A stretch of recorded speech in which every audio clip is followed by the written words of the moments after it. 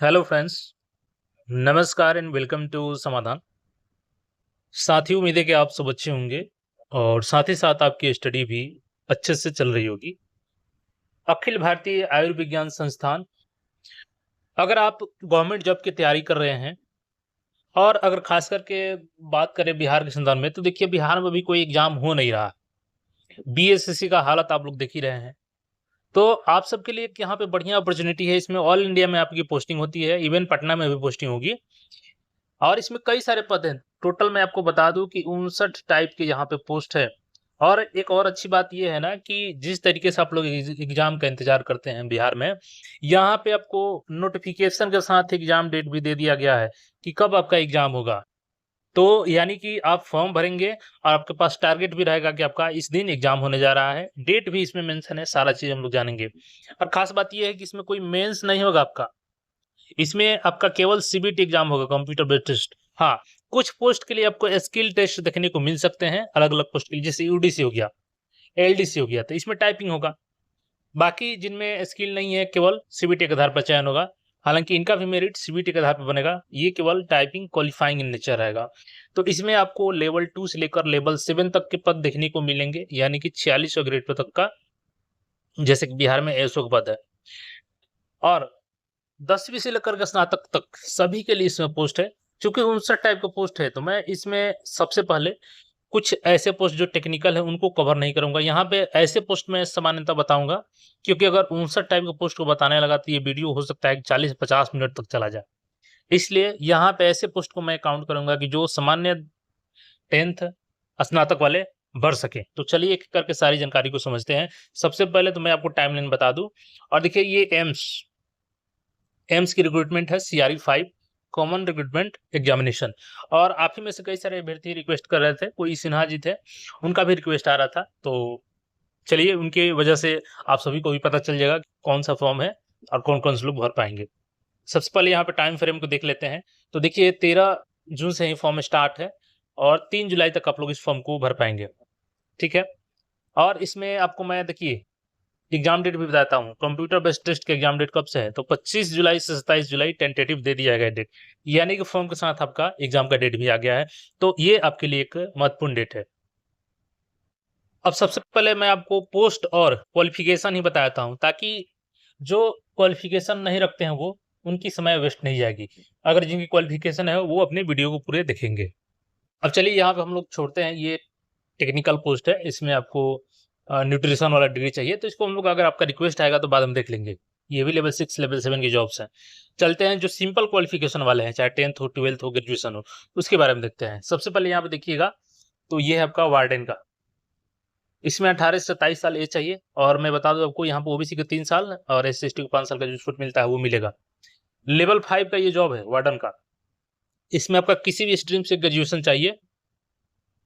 ठीक है। और किसी भी स्ट्रीम से अगर ग्रेजुएशन किए हैं तो साथ में आपको डिप्लोमा इन होम साइंस चाहिए।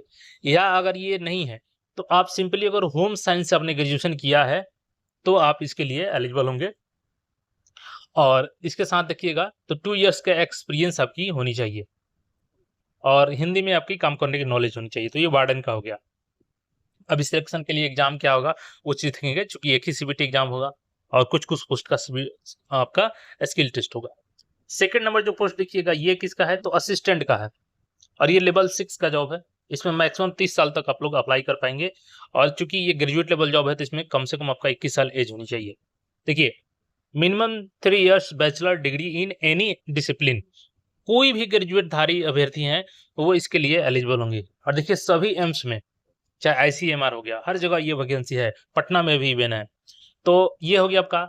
और वर्किंग नॉलेज ऑफ कंप्यूटर, तो कंप्यूटर में काम करने का आपका नॉलेज होना चाहिए बस। और डिग्री ग्रेजुएशन को होनी चाहिए। अगेन ये असिस्टेंट का है, सभी ये सेम पोस्ट है असिस्टेंट का। चलिए, अब आता है यहाँ पे 11th नंबर पोस्ट। तो ये हो गया असिस्टेंट एडमिनिस्ट्रेटिव ऑफिसर, एएओ, सहायक प्रशासनिक पदाधिकारी। 21 से 30 साल, बाकी अपना एज जोड़ लीजिएगा इसमें रिलैक्सेशन वाला। ये लेवल 7 का हो गया, 4600 ग्रेड पे का जॉब हो गया।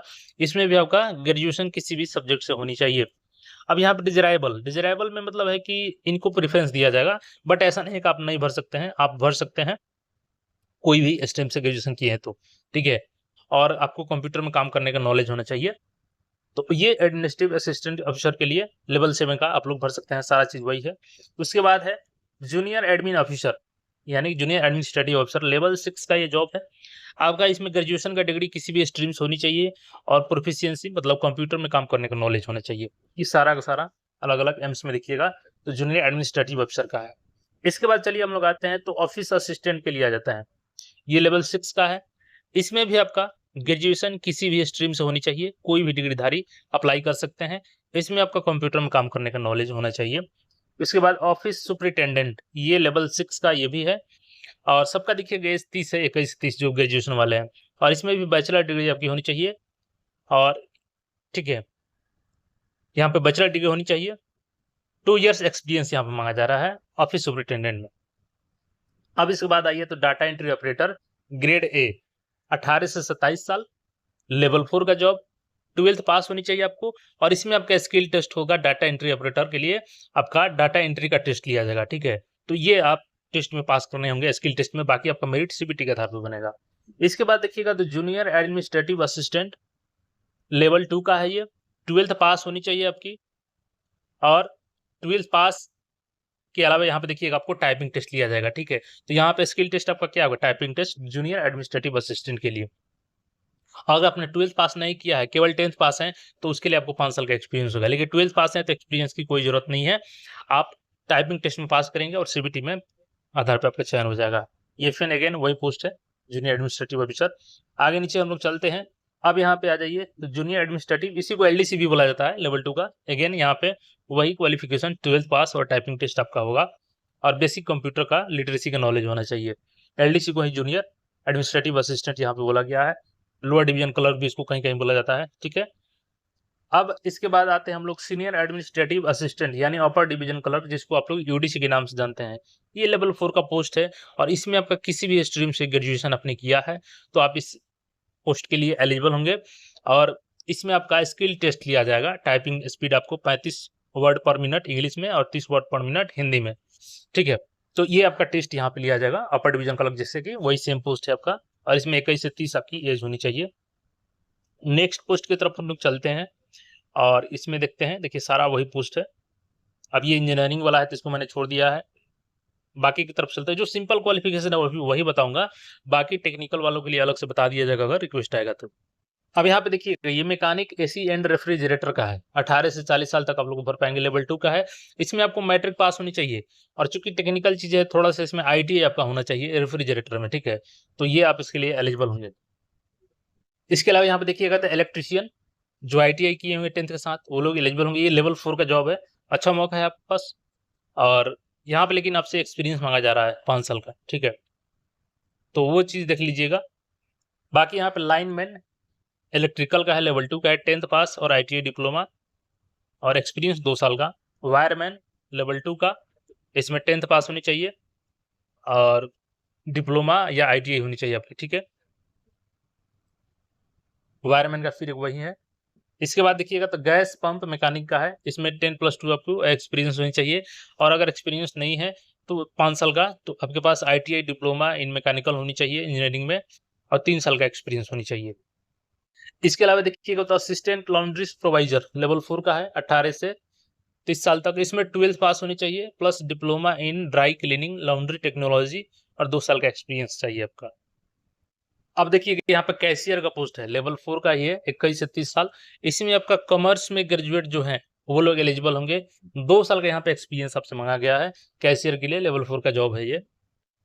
इसके बाद जूनियर अकाउंट ऑफिसर लेवल 6 का है ये, और 21 से 30 साल एज है, ग्रेजुएट इन कॉमर्स होनी चाहिए, और possessing 2 years experience of handling account works in government organisation. तो 2 साल का यहाँ पे एक्सपीरियंस चाहिए और ग्रेजुएट इन कॉमर्स चाहिए। इसके बाद देखिएगा तो जूनियर स्टोर ऑफिसर, जिसको स्टोर कीपर भी बोला जाता है, लेवल 6 का है, 18 से 35 साल। इसमें आपका ग्रेजुएशन होनी चाहिए किसी भी स्ट्रीम से। अगर किसी भी स्ट्रीम से ग्रेजुएशन है तो साथ में आपका पोस्ट ग्रेजुएट डिग्री या डिप्लोमा मटेरियल मैनेजमेंट में होनी चाहिए, या आपकी जो बैचलर डिग्री है वो मटेरियल मैनेजमेंट में है, और 3 साल का एक्सपीरियंस है, तो आप लोग इस पोस्ट के लिए एलिजिबल होंगे। लेवल 6 का ये जॉब है। इसके अलावा के लिए देखिएगा तो लेवल 1 का है, 18 से 27 साल, और मेट्रिकुलेशन इसमें पास होनी चाहिए, और 1 ईयर एक्सपीरियंस आपकी कुकिंग में होनी चाहिए, ठीक है।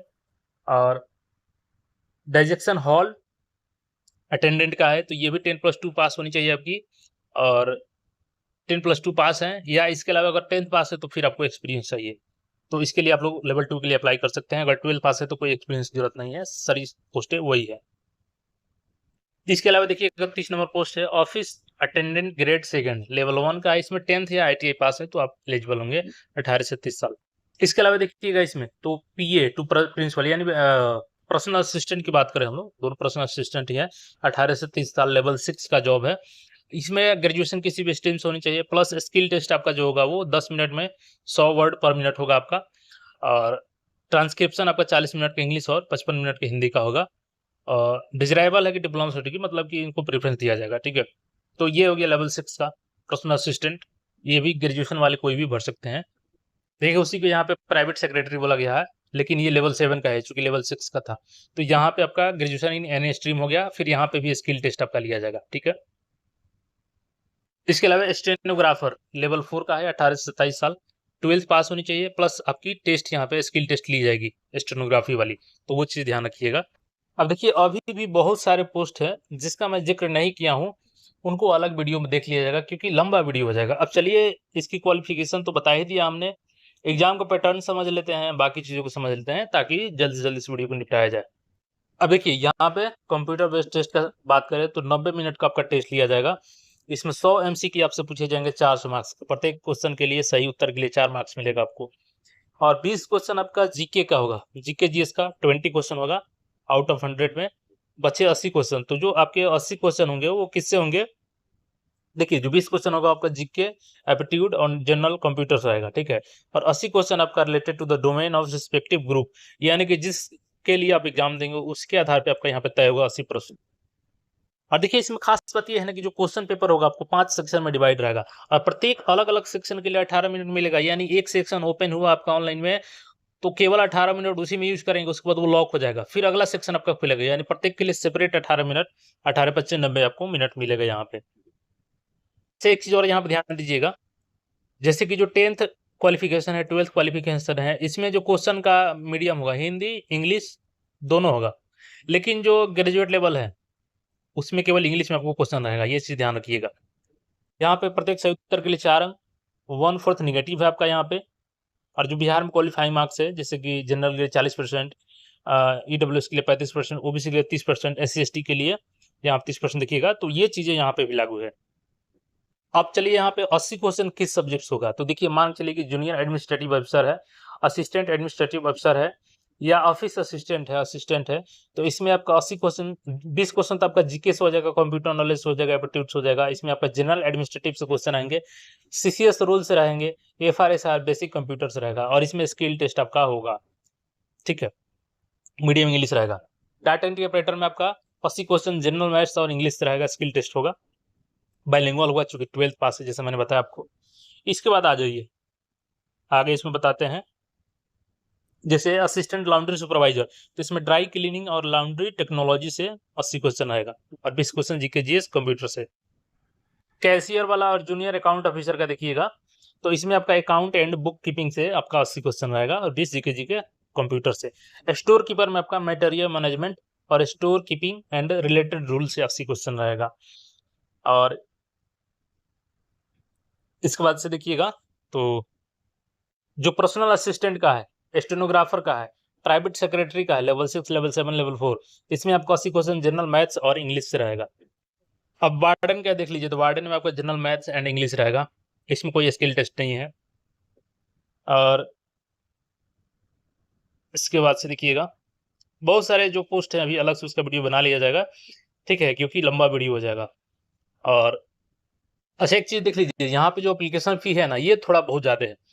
देखिए 3,000 रुपये यहाँ पे केवल जनरल OBC बेसिस लिया जा रहा है, और SC/ST EWS से देखिएगा तो 24 रुपये लिया जा रहा है, ठीक है। यहाँ पे EWS को फीस में छूट तो दे दी गई है, बट यहाँ पे OBC को नहीं दी गई है, ठीक है, तो ये OBC वाले ध्यान देंगे आप लोग।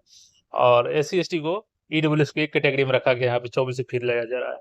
अगर आप हैंडीकैप्ड है तो आपको कोई रुपये नहीं देने हैं यहाँ पे, ठीक है। और सारा चीज मैंने बता ही दिया, स्टेनोग्राफी टेस्ट और टाइपिंग टेस्ट अलग अलग में होगा, तो उसको अलग से बताने की जरूरत है नहीं, ठीक है। बाकी यहाँ पे देखिएगा तो एग्जाम डेट मैंने बता ही दिया। फॉर्म 3 जुलाई तक ही भराएगा, तब लोग भर लीजिए और 25 से 27 जुलाई तक आपका एग्जाम हो जाएगा, ठीक है। और बाकी इसके अलावा मैं अन्य टॉपिक्स पे वीडियो बना दूंगा, ठीक है, जो और बहुत सारे पोस्ट है, क्योंकि 59 टाइप के पोस्ट हैं इसमें। जैसे इनका स्किल टेस्ट कैसे होगा, जैसे जूनियर एडमिनिस्ट्रेटिव अफसर है, असिस्टेंट एडमिनिस्ट्रेटिव अफसर है, ऑफिस असिस्टेंट है, तो इनका क्या होगा, नोटिंग एंड ड्राफ्टिंग। जैसे एएसओ का काम रहता है ना नोटिंग ड्राफ्टिंग का, तो वही काम आपका कंप्यूटर टेस्ट लिया जाएगा, नोटिंग एंड ड्राफ्टिंग का और प्रेसाइज राइटिंग का 30 और 50 नंबर का। लेकिन ये केवल क्वालिफाइंग इन नेचर होगा, इसमें आपको केवल 17 मार्क्स आने हैं, ठीक है। इसका मेरिट में कोई लेना देना नहीं है। उसी प्रकार डाटा इंटरप्रेटर का यहाँ पे डाटा एंट्री का टेस्ट लिया जाएगा, टाइपिंग वाले में टाइपिंग टेस्ट लिया जाएगा। तो ये सारा प्रक्रिया है इसका। फॉर्म आप लोग भर लीजिए और जुलाई में आपका एग्जाम होगा, डेट मैंने बता ही दिया। बाकी इसके अलावा जो भी क्वेरी हो कमेंट करके पूछ सकते हैं। मिलते हैं फिर हम लोग अलग पोस्ट के लिए अलग वीडियो में। चैनल को सब्सक्राइब करके जुड़े रहें।